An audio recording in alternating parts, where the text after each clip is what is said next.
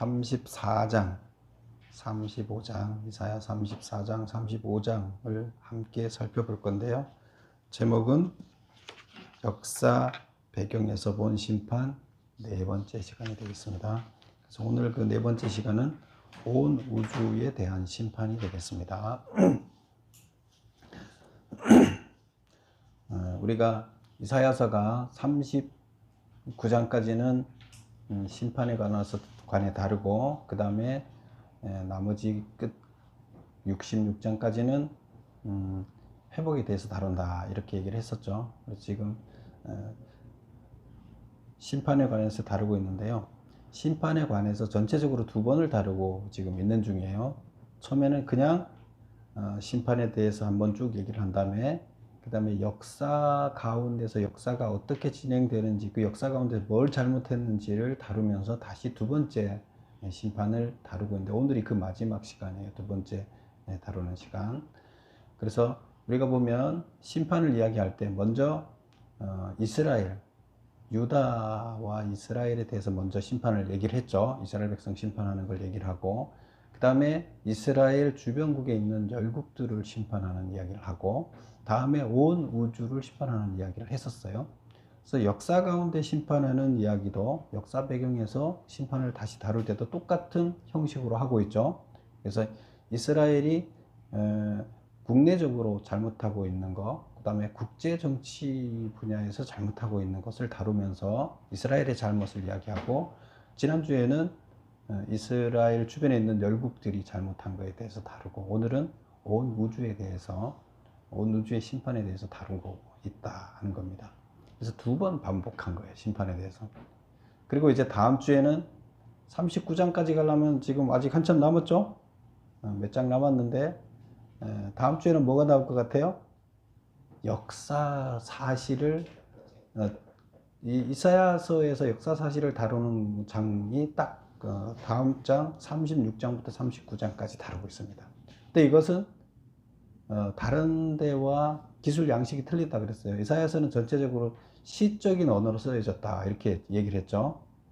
그런데 거기는 산문체로 쓰여졌어요. 시어가 아니라 그냥 산문으로 역사는 기록을 합니다. 그래서 그게 차이가 있다. 그래서 오늘도 보면 시적인 문장으로 다 다루고 있어요.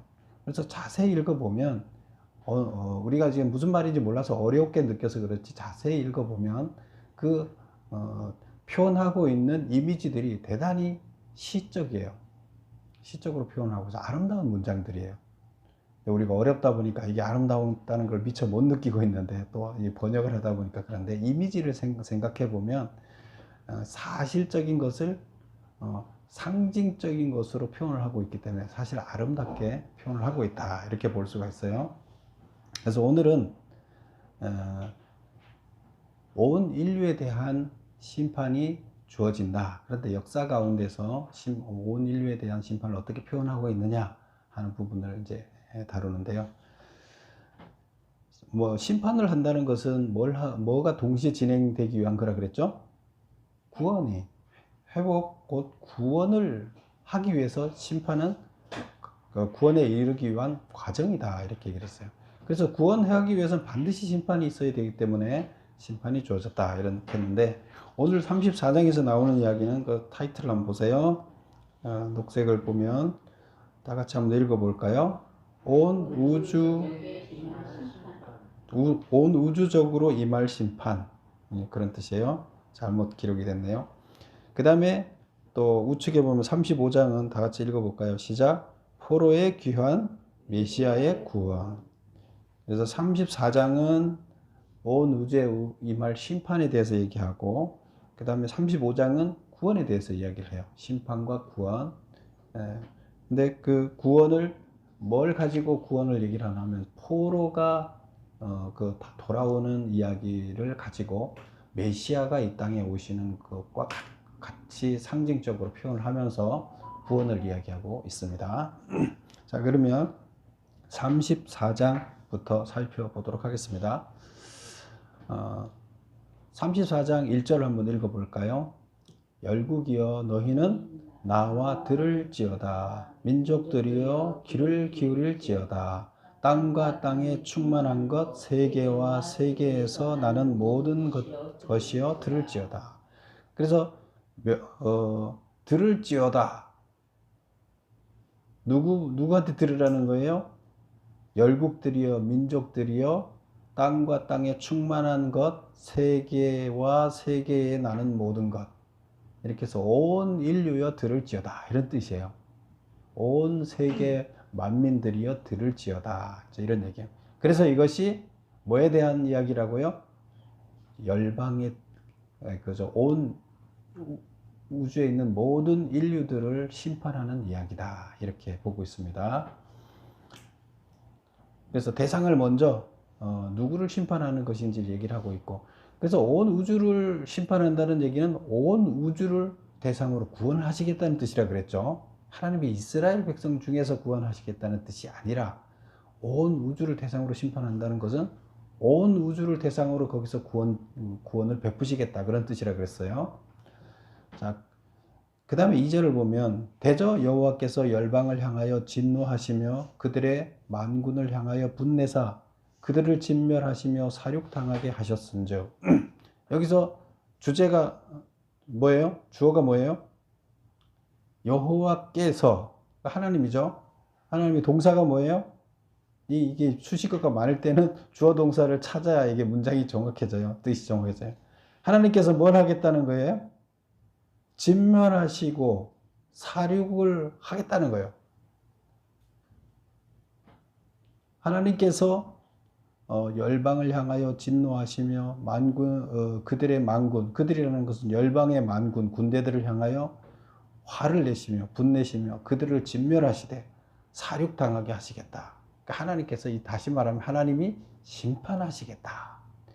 온 인류여 들을지어다. 1절. 2절은 하나님이 심판하실 것이다, 이런 얘기가 됩니다. 자, 메모 1번을 한번 볼까요? 34장의 역사적 배경은 무엇인가? BC 586년이 뭐 했던 해라 그랬어요? 586 컴퓨터라 그랬죠? 무슨 해라 그랬어요? 유다가 멸망하는 해, 그렇게 얘기했죠. 유다는 어디에 멸망했죠? 바벨론에 멸망을 했죠. 그래서 아수르한테는 멸망할 뻔 했는데 예루살렘 성만 남았을 때 하나님이 아수르 군대들을 다 18만 5천 명을 죽임으로 인해서 구원을 하셨죠. 그런데 바벨론이 와서 다시 멸망을 시킨 거죠. 그래서 BC 586년에 유다를 멸망시킨 바벨론이 그로부터 70년 후인 BC 516년에 멸망하는 때를 배경으로 하고 있다. 그래서 이때가 멸망이라는 것은, 70년 후가 멸망이라는 것은 어떻게 알아요? 70년 만에 유다가 바로 돌아오죠.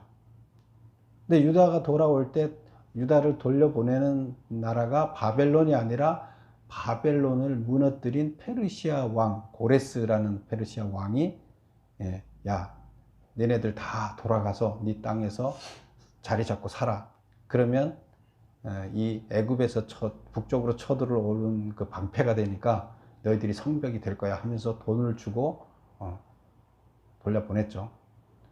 그래서 이게 70년 만에, 딱 70년이에요. 딱 70년 만에 이제 돌아오게 됐다. 근데 그때 돌아올 때, 멸망하는 때와 돌아오는 때, 이제 이때를 배경으로 하고 있다. 2번. 본장에서 말하는 심판의 대상은 누구인가? 땅과 땅에 충만한 것, 세계와 세계에 나는 모든 것, 즉 하나님의 심판이 온 우주에 미칠 것을 예고하고 있다. 심판의 대상이 누구라고요? 온 우주, 온 인류. 다시 이 얘기는 무슨 얘기라고요? 하나님은 이스라엘을 구원하겠다는 계획을 갖고 있는 것이 아니라 온 우주를 구원하시겠다는 계획을 갖고 있다, 그런 뜻이다 그랬죠. 3번 보겠습니다. 온 우주적 심판을 언급하면서 그 대상을 에돔으로 칭하고 있다. 에돔은 무엇을 상징하는가? 자, 5절을 한번 볼까요? 5절 보면 여호와의 칼이 하늘에서 족하게 마셨은즉 보라. 이것이 에돔 위에 내리며 진멸을 하시기로 한 백성 위에 내려 그를 심판할 것이라. 뭐 말이 좀 어렵죠? 그런데 이거 보세요. 여호와의 칼이 하늘에서 뭘 마셨어요. 근데 시컷 마셨어요. 족하게 배부르게 마셨어요. 여호와의 칼이 시컷 마셨어요. 뭘 마신 거예요? 피를 시컷 마신 거예요. 원수의 피를 시컷 마셨어. 칼이. 그래서 보라, 이것이 에돔 위에 내리며 그 피를 시컷 마신 그 칼이 하늘에서 어디에 떨어지나 하면 에돔 위에 떨어졌다네. 그러면 에돔이 칼이 떨어지면 에돔이 죽는 거죠. 멸망하는 거죠. 에돔 위에 내리며 진멸하시기로. 그래서 하나님의 칼이 에돔에 내려서 에돔이 진멸한다는 거예요. 한 백성 위에 내려 그를 심판할 것이다. 다시 말하면 한 백성이 하나님께서 심판하신다는 얘기를 이렇게 하고 있어요. 근데 이것을 에돔이라는 것을 지금 여기서 대상이 누구라 그랬어요? 온 인류를 심판하는데 그럼 뭐 온 인류를 이렇게 하겠다고 하지 않고 왜 에돔이라고 얘기를 하고 있을까요? 네, 이것은 메모를 보겠습니다. 3번 에돔은 출애굽하는 이스라엘을 가로막은 자, 즉 하나님 나라 건설을 가로막는 원수의 대표자를 상징한다. 결국에 대표성을 갖고 지금 얘기를 했다는 거죠. 그 모든 나라에 대해서 이렇게 심판을 하시겠다는 뜻인데 그 대표 나라를 하나 쓰는데 그 대표 나라가 어떤 나라를 여기로 대표자로 쓰나 하면 하나님 백성들이 선택받은 백성들이 가나안 땅으로 들어가서 이제 훈련받고 하나님의 나라를 확장시켜 가려고 하는데 그거를 방해했던 자, 곧 하나님의 일을 방해하는 자, 하나님 나라 건설을 방해하는 자, 이런 거예요. 결국 세상에 하나님의 일을 방해하는 인류에 대해서 하나님의 심판이 주어진다, 이런 얘기를 하시는 거예요. 아시겠죠? 그렇게 하려고 에돔을 거기다. 에돔 하면 이스라엘 백성들은 가나안 땅에 들어가기 직전에 거기 바로 건너가면 되는데 에돔을 통과해 가면 바로 가잖아요. 근데 에돔이 못 가라 그래서 가지 못하게 해서 빙 돌아서 가다가 뭐 무슨 일이 일어나고 난리가 났었죠. 그 백성들이 하나님 우리 죽이려고 그럽니까 하고 또 이런 일도 있었고 뭐 하여튼 그랬었어요. 그래서 에돔 하면 하나님의 일을 방해하는 대표적인 사람으로 인식되는 거예요. 그래서 에돔이라는 이름을 대표자로 썼다. 4번 에돔 백성에게 이 말. 그러면 여기서 에돔에 대해서 얘기하는 것은 인류 전체를 얘기한다고 보면 되는 거죠. 그래서 그 다음에 계속 에돔에 대해서 얘기하고 있는데 에돔 백성에게 이 말 하나님의 심판은 뭐냐? 백성한테, 온 인류의 백성들한테 이 말 하나님의 심판은 어떤 거냐? 여호와를 위한 희생이 보스라에 있고 큰 살이 에돔 땅에 있음이라. 이게 뭔 말일까요? 6절을 다시 한번 읽어볼까요? 6절. 여호와의 칼이 피 곧 어린 양과 염소의 피에 만족하고, 하나님의 칼이 시컷 피를 마셨다는 거예요. 원수들의 피를 시컷 마셨어요. 만족하고 기름 곧 순양의 콩팥 기름으로 윤택하니 이는 여호와를 위한 희생이 보스라에 있고, 보스라는 뭐냐 하면 에돔의 수도예요. 보스라에 있고 큰 사륙이 에돔 땅에 있음이라. 이게 무슨 말이냐? 하나님 에돔 백성에게 이 말 하나님의 심판이 뭐냐? 메모 보겠습니다. 여호와를 위한 희생이 보스라에 있고 큰 살이 에돔 땅에 있음이라. 이게 무슨 말이냐 하면 에돔은 그의 죄를 대신 질 제물이 없어서 자기 죄를 지고 스스로 제물이 되어 심판을 받을 것이다, 그런 뜻이에요. 원래 이스라엘 백성들은 원래 죽어야 되는데 제물을 바침으로 인해서 자기 죄가 사해지는 거잖아요. 죄가 사해졌으면 어떤 사람은 의인이 돼버린 거잖아요. 죄가 없어지면 의인이 된 거잖아요. 의인은 하나님이 안 죽여요. 그렇죠? 근데 제물을, 하나님을 예배하지 않고 하나님한테 제물을 드리지 않는 자는 죄의 문제가 해결되지 않기 때문에 그들은 심판을 받게 되는 거고 구원을 못 받게 되는 거죠. 그래서 여기에서 이 얘기는 뭐냐면 여호와를 위한 희생이 보스라에 있고 에돔의 수도에 있다. 여호와를 위한 희생, 그 수양과 어린 양 같은 희생으로 백성들이 희생된다는 얘기예요. 양이 희생돼야 되는데 죄 문제가 해결 안 되고 자기 죄를 자기가 짓고 죽는다는 얘기예요. 심판을 받는다는 얘기. 왜? 죄 문제 해결 안 됐잖아요. 그러면 그 죄로 죽어야죠.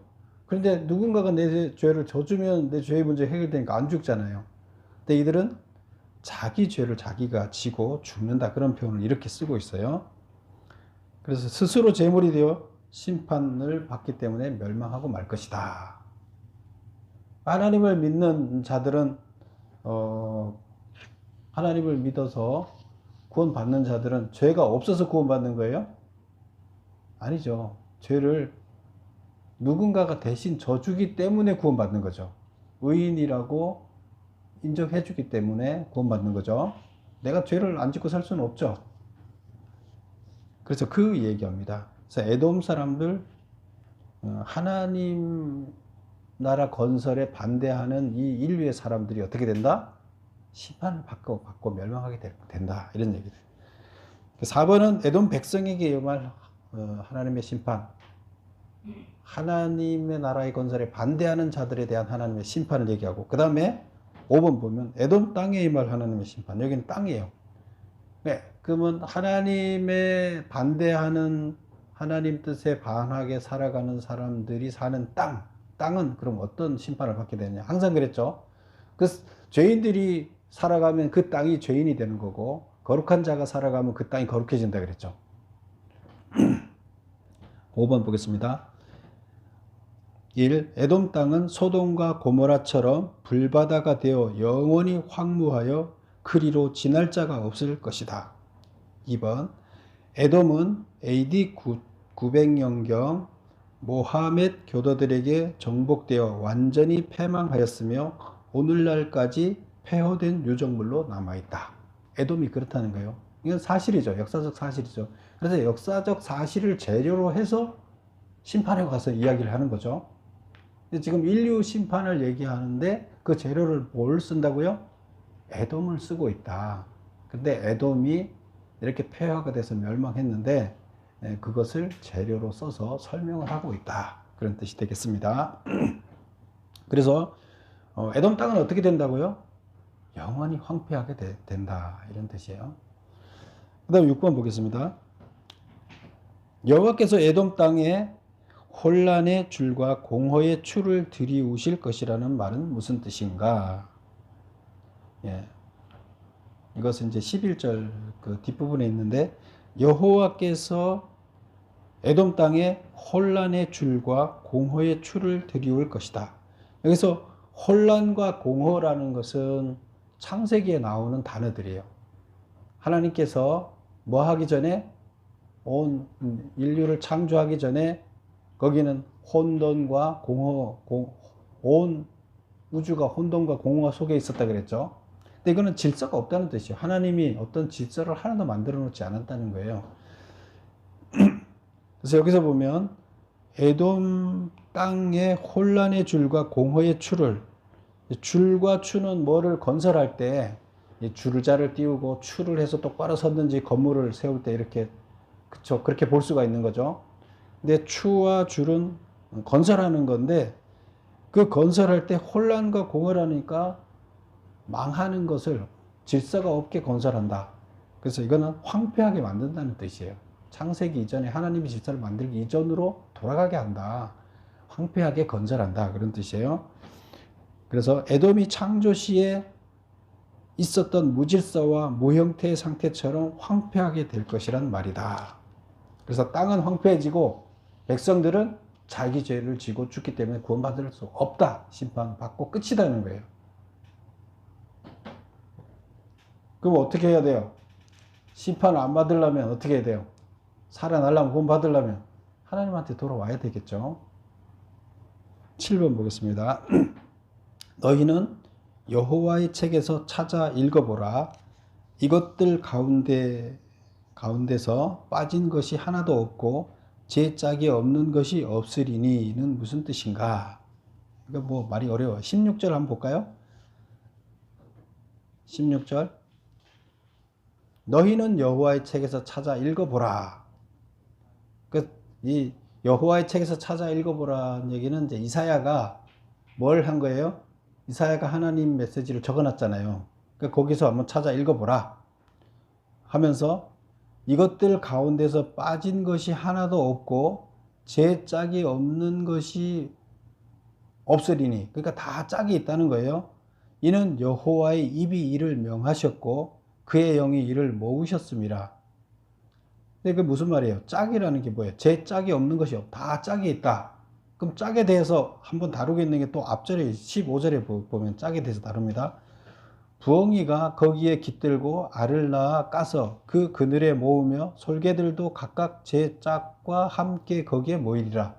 각각 짝이 있어서 암수가 서로 짝을 맞춰서 이제 모일 것이다 하는 얘기인데, 지금 이건 무슨 얘기나 하면 지금 땅이 황폐해져서 짐승들만 살고 사람들은 없고 그런 뜻이에요, 앞에. 그런데 그 짐승들이 짝을 지어서 짐승들 세상이 될 것이다. 사람들은 황폐해서 다 없어지고, 그런 얘기를 쭉 15절까지 했고, 그러면서 이제 16절에서는 짝이, 짐승의 짝 얘기를 하면서 말씀도 살펴봐라, 읽어봐라. 반드시 짝이 있을 것이다.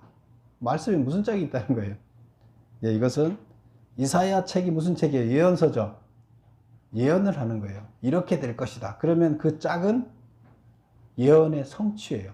성취에 대해서 기록하는 짝이 있다는 거예요.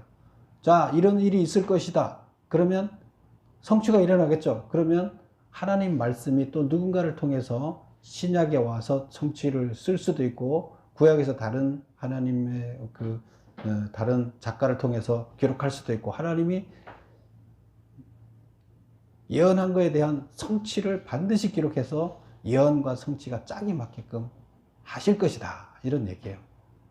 그러면 다시 말하면 반드시 지금 얘기하는 것은 어떻게 된다? 이루어질 것이다. 이 얘기를 지금 하기 위해서 이렇게 말을 쓰고 있는 거예요. 이게 시적인 표현이다 보니까 이렇게 쓴다 그랬죠. 그래서 이해하면 아무것도 아니에요. 근데 이해를 잘 못하면 이게 무슨 말인지 모르게 되는데요. 그냥 읽어보면 뭔 말인지 잘 모를 그런 이야기들이에요. 그래서 다시 한번 답을 보겠습니다. 그 7번의 답. 무슨 말이냐? 짝을 맞춘다는 게 무슨 말이냐? 새들이 각각 암수의 짝들과 함께 모이듯이 이사야를 통해 주어진 예언은 모두 성취라는 짝으로 기록되어질 것이다. 아시겠죠? 예, 그래서 반드시 이루어질 것이다. 이 예언은 반드시 이루어진다. 짝을 맞춰서 이루어진다. 성취될 것이다. 이 얘기를 강조하는 겁니다. 그러니까 어떻게 해야 돼요? 심판받아서 너네 죽는다. 반드시 이루어진다는 거예요. 그럼 심판 안 받으면, 구원 받으려면 하나님은 온전히 다시 하나님께 돌아와라. 그 얘기를 강조하는 거죠. 그래서 지금 34장은 무슨 이야기라고요? 온 인류를 심판을 해서 멸망받게 되고 그 인류가 사는 땅도 황폐해지는 것을 이야기하고 있습니다. 이 심판을 이야기하는 것은 다시 뭘 하기 위한 거라고요? 온 인류를 구원하기 위한 하나님의 계획이 예루살렘에만 있는 것이 아니라, 이스라엘에 있는 것이 아니라 온 인류에 있다는 것을 다시 선포하는 이야기다. 이렇게 봅니다. 35장 넘어가 보겠습니다. 35장도 아주 절수는 짧죠? 몇 절까지 있어요? 10절까지 있죠. 10절까지 있는데 아주 문장들이 아름다워요. 그럼 1절 한번 볼까요? 광야와 메마른 땅이 기뻐하며 사막이 백합화 같이 피어 즐거워하며 무성하게 피어 기쁜 노래로 즐거워하며 레바논의 영광과 갈멜과 사론의 아름다움을 얻을 것이라.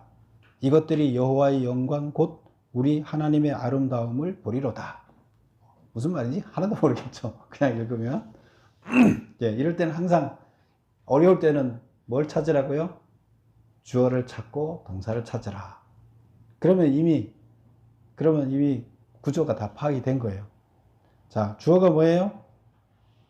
광야, 메마른 땅. 동사가 기뻐한다. 광야와 메마른 땅이 기뻐한다.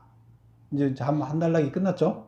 그 다음에 사막이 백합화 같이 피어 즐거워한다. 사막이 즐거워한다. 중간에 수식어죠? 수식어는 일단 빼고. 그 다음에 또 뭐예요? 얻을 것이다. 뭘 얻어요? 사막이 즐거워하며 기쁜 노래로 즐거워하며 뭘 얻을 것이다. 목적어가 뭐예요? 뭘 얻어요? 영광과 아름다움을 얻을 것이다. 그런데 어떤 영광이냐? 레바논의 영광, 갈멜과 사론의 영광을 얻을 것이다. 주어가 뭐예요? 지금 크게 두 개 복문으로 되어 있는데, 광야와 메마른 땅이 기뻐할 것이고 사막이 기뻐할 것이고 영광을 얻을 것이다, 이런 얘기예요. 그러면 다시 주어를 다 합치면 사막, 광야, 또 메마른 땅 다 같은 말이죠. 여기는 뭐가 없어요? 뭐가 없는 곳이에요? 물이 없는 것이죠. 물이 없어서 잘 자라지 못하는 메마른 땅이라는 뜻이에요. 그래서 이 메마른 땅이 기뻐하는 일은 뭐겠어요? 물이 생기는 거죠. 메마른 땅이 기뻐하는 거, 물이 생기는 거예요. 왜? 메마른 땅에서 자기들이 전부 자랄 수 없기 때문에 이들이 기뻐한다는 것은 물이 생긴다는 뜻이에요. 그러면 이들이 기뻐하고 영광을 얻을 것이다 하면서 그 다음 보세요. 그 이유를 써놨어요. 그것들이 여호와의 영광 곧 우리 하나님의 아름다움을 보리로다. 왜 그들이 기뻐하나 하면, 왜 즐거워하냐 하면 여호와의 영광, 하나님의 아름다움을 보리라. 결국 하나님의 아름다움, 여호와의 영광, 하나님을 볼 것이라는 거예요. 하나님을 봐서 이들이 즐거워할 것이다. 사막이 하나님을 봤다는 얘기는 하나님이 곧 물이라는 얘기예요. 그들의 필요를 채워줘서. 사막에 필요한 것은 물인데, 그러면 여기서 이제 사막이 뭐를 의미하는가를 이제 봐야 되죠. 원문에는, 이거를 이제 번역을 이렇게 해놨는데, 원문에는 동사가 뭘로 되어 있나 하면 3인칭 복수로 되어 있어요.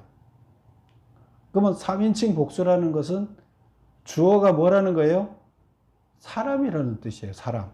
그럼 이거를 원래는 원문대로 해석하면 어떻게 되나 하면, 광야와 메마른 땅과 사막과 같은 인생들이 이런 뜻이에요. 인생들이 즐거워할 것이다. 왜? 예수님을 만났기 때문에, 하나님을 만났기 때문에 즐거워할 것이다. 이렇게 되는 거예요. 전체 핵심 내용이. 이해하시겠죠? 근데 이거 번역은 주어를 지금 잘못 번역하는 거예요, 이게. 근데 사실은 이거를 사람이 즐거워할 것이다, 이렇게 번역해야 되는데, 이거 시적인 거기 때문에 이거는 허용이 다 되는 거예요. 그렇게 되어 있는 거예요. 그래서 광야와 같은 인생들은, 물이 없는 인생들은 너무나 황폐했는데 물이 생겨서 즐거워할 것이다. 그 물은 우리 인생을 황폐케 하지 않는 물은 누구라는 거예요? 하나님이라는 거예요. 그래서 하나님이 우리 황폐한 이 안에, 우리는 사막과 같은 우리 인간들 안에 물 같은 하나님이 오셔서 우리를 기름지게 하셨다, 이런 뜻이에요. 그래서 우리는 기쁘다, 이런 얘기가 되는 겁니다. 사막이 물이 없으면 끝난 거예요. 우리 인생들 가운데 우리를 창조해 주신 창조주가 우리와 동행하지 않으면 우린 끝난 거예요. 그 얘기예요. 또 그 다음에 3절 4절을 볼까요? 우리는 약한 손을 강하게 하며 떨리는 무릎을 굳게 하며 겁내는 자들에게 이르기를 굳세어라, 두려워하지 말라, 보라 너희 하나님이 오사 보복하시며 갚아주실 것이라, 하나님이 오사 너희를 구하시리라. 그래서 여기서 보면 지금 겁을 내는 자들이 있어요. 손에 힘도 없고 무릎은 덜덜덜 떨고 겁이 잔뜩 나 있는 이런 자들이 있어요. 근데 그런 자한테 뭐라고 그러는 거예요? 굳세어라, 두려워하지 말라. 왜? 왜 그렇게 해야 돼요? 하나님이 너희 원수를 갚아주고 보복해주고 너희들을 구원해 줄 것이기 때문이다. 너희들을 멸망시키려고 하는 자들을 하나님께서 다 쳐주고 너희를 구원해 주실 것이기 때문이다. 이제 이 얘기가 되는 겁니다. 그래서 여기서는 겁이 많은 나약한 자를 하나님께서 구원해 줄 것이라는 것.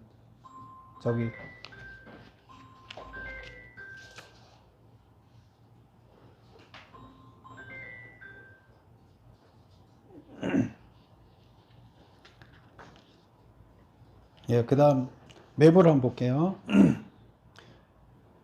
8번 보겠습니다. 35장의 역사적 배경은 무엇인가? BC 516년 페르시아 고레스 칙령으로 포로가 귀환되는 때를 배경으로 한다. 그래서 포로가 귀환되는 때를 배경으로 하는 거예요.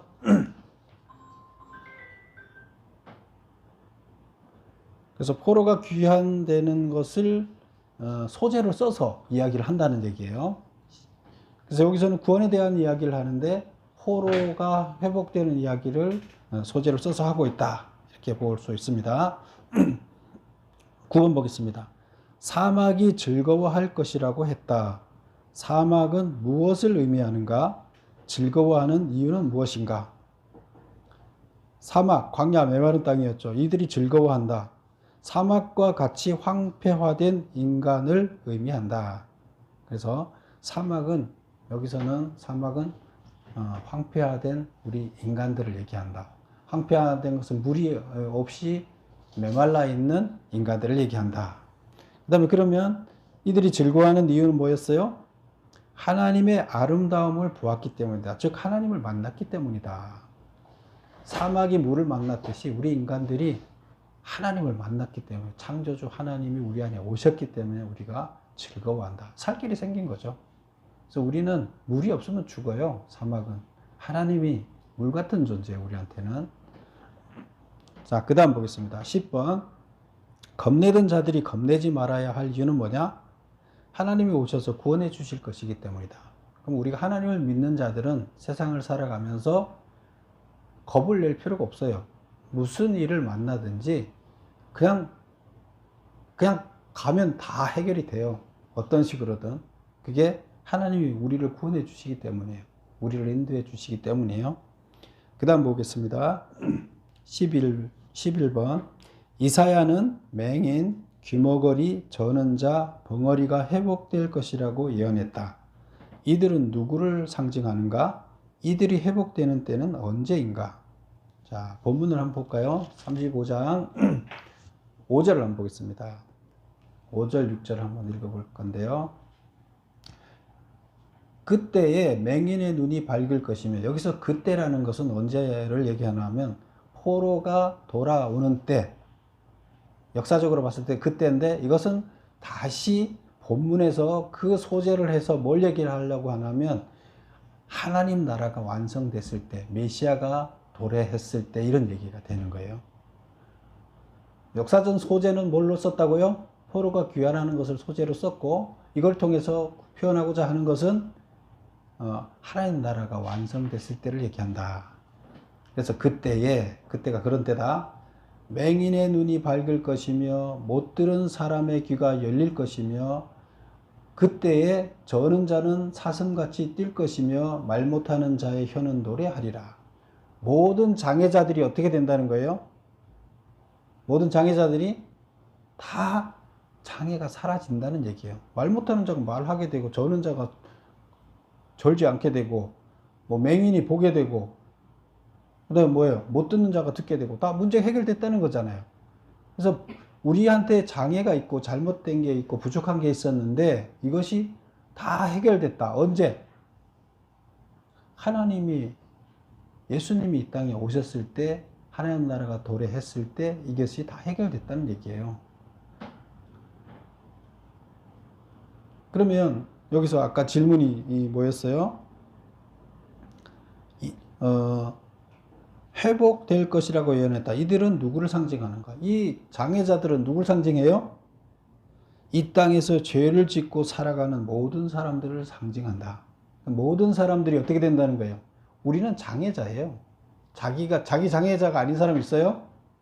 다른 장애자 보고 뭐라 하지 마세요. 여러분들은 하나님 봤을 때는 죄 짓고 온전하게 살지 못하는, 온전하게 길을 찾아가지 못하는 소경이나 같아요. 여러분들이 하나님 봤을 때는. 왜? 하나님 뜻을 제대로 분별 못하고 제대로 못 살아가기 때문에. 그런데 이들이 어떻게 된다고요? 눈을 떠서 제대로 보게 된다는 거예요.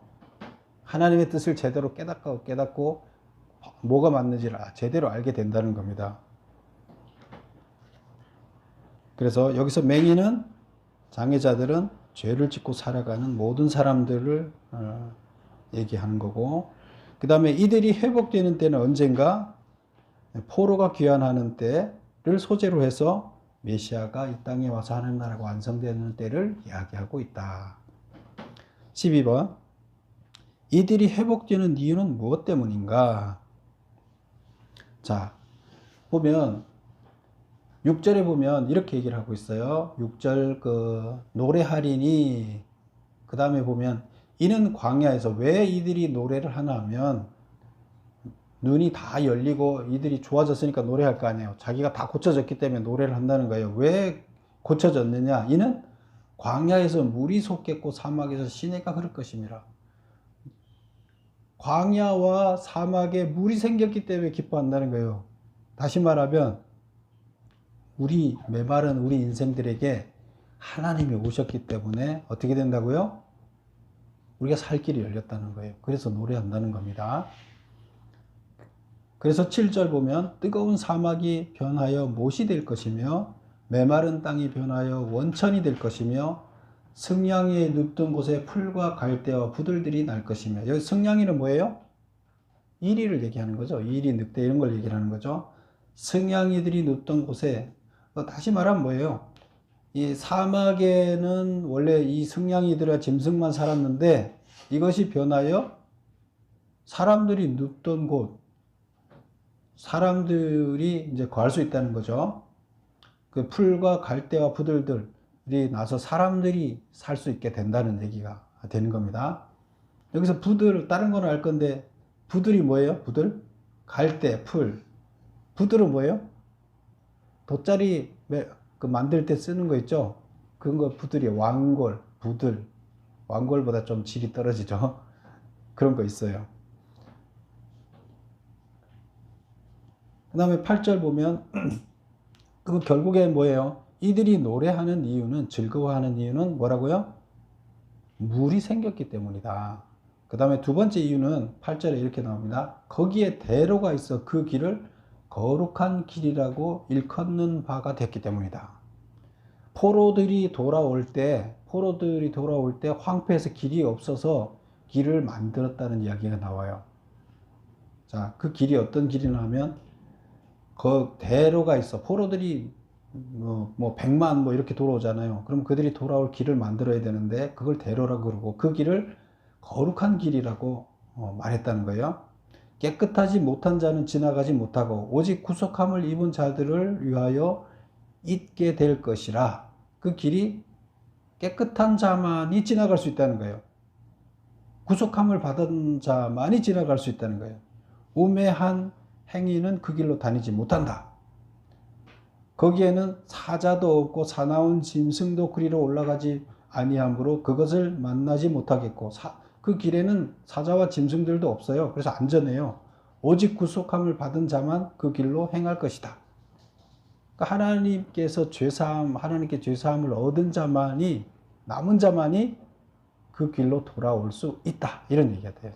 그래서 포로가 돌아오는 길을 대로라 그러면서 거룩한 길이라고 얘기를 하는데, 이것은 이제 포로 때를 소재로 쓴다 그랬죠.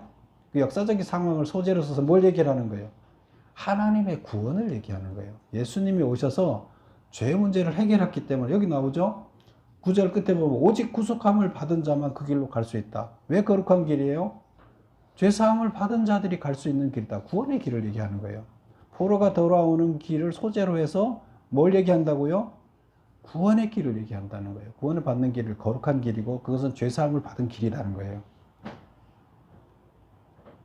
10절 여호와의 속량함을 받은 자들이 돌아오되 노래하며 시온에 이르러 그들의 머리 위에 영영한 희락을 띠고 영원히 행복하다는 거예요.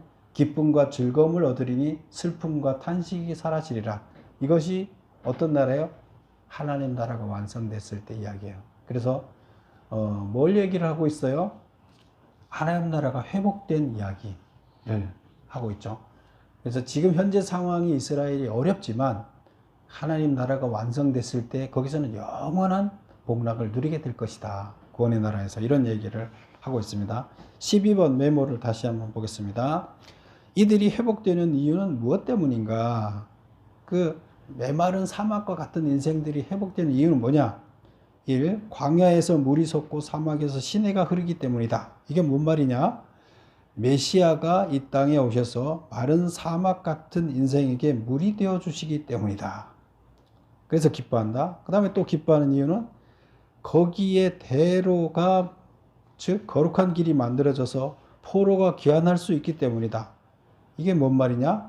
메시아가 어린 양이 되어 우리의 죄를 대신 짐으로 구원의 길을 만들어 주셨기 때문이다. 결국 메시아가 도래해서 우리들의 구원의 길을 열어주시고 우리를 다 살려주신다는 얘기를 하는 거예요. 그렇죠? 34장에서는 심판을, 온 인류를 심판하실 거다. 35장에서는 온 인류를 구원하실 것이다. 메시아가 이 얘기를 하고 있습니다.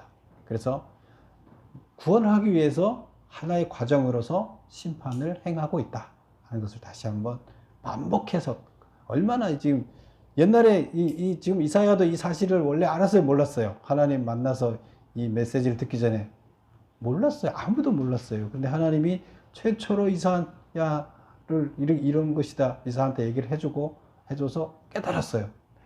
심판과 구원에 대해 원리를 깨닫고 나니까 이사야가 얼마나 이걸 전달하고 싶겠어요.